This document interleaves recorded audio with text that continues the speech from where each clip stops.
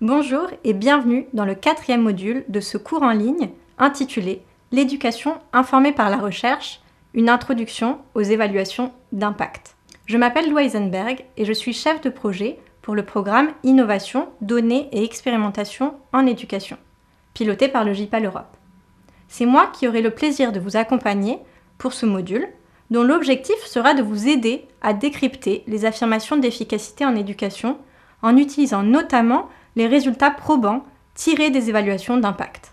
Mais que veut-on dire au juste par affirmation d'efficacité ? Il s'agit souvent de phrases commençant par « ce programme éducatif a un impact positif » ou « telle innovation ou méthode marche ». Ce qui nous intéresse ici consiste à comprendre le fondement sur lequel repose ce type d'affirmation. Reprenons par exemple la question que nous nous posions au début de ce cours. Comment aider mes élèves à progresser tout au long de l'année, tout en répondant aux besoins spécifiques de chacun d'entre eux? Les recommandations d'experts, de collègues ou même de parents et de grands-parents ne manquent pas. Elles prennent souvent la forme d'affirmations péremptoires sur les effets ou l'absence d'effet d'une pratique ou d'un programme.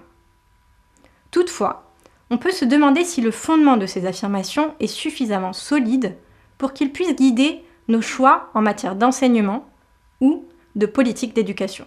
Pour que l'on puisse considérer le fondement d'une affirmation d'efficacité comme solide, nous allons voir pourquoi il est important d'être attentif à la façon dont sont décrits les effets et plus spécifiquement de s'assurer que ces effets décrits proviennent de comparaisons non biaisées. Lorsqu'elles sont bien conçues et bien mises en œuvre, les évaluations randomisées que nous avons déjà abordées sont basées sur une comparaison non biaisée et constituent donc un fondement solide. Les affirmations qui ne sont pas fondées sur des preuves issues de comparaisons non biaisées ne sont pas nécessairement fausses. Mais devant la fragilité des preuves, les recommandations doivent rester prudentes. Ce module abordera différents points de vigilance et questions à se poser lorsque l'on est confronté à une affirmation d'efficacité. L'objectif sera de vous fournir des outils pour déterminer si le fondement d'une affirmation donnée est solide ou s'il ne l'est pas, ou du moins pas suffisamment.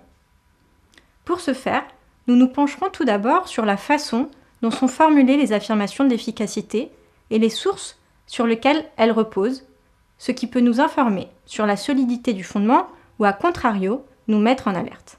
Parfois, cela peut être suffisant, mais d'autres fois, il faut aller plus loin et examiner en détail le fondement ou les études utilisées pour arriver à une conclusion ou affirmation. C'est pourquoi nous aborderons dans un deuxième temps l'importance des comparaisons non biaisées pour déterminer la robustesse et la validité scientifique d'une évaluation d'impact notamment.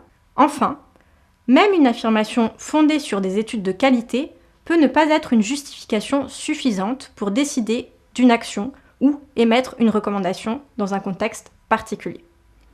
Nous conclurons donc par quelques considérations pratiques quant à l'utilisation qui peut être faite par les acteurs de l'éducation des résultats de recherche et notamment des résultats d'évaluation d'impact lorsqu'elles s'appuient sur des comparaisons non biaisées.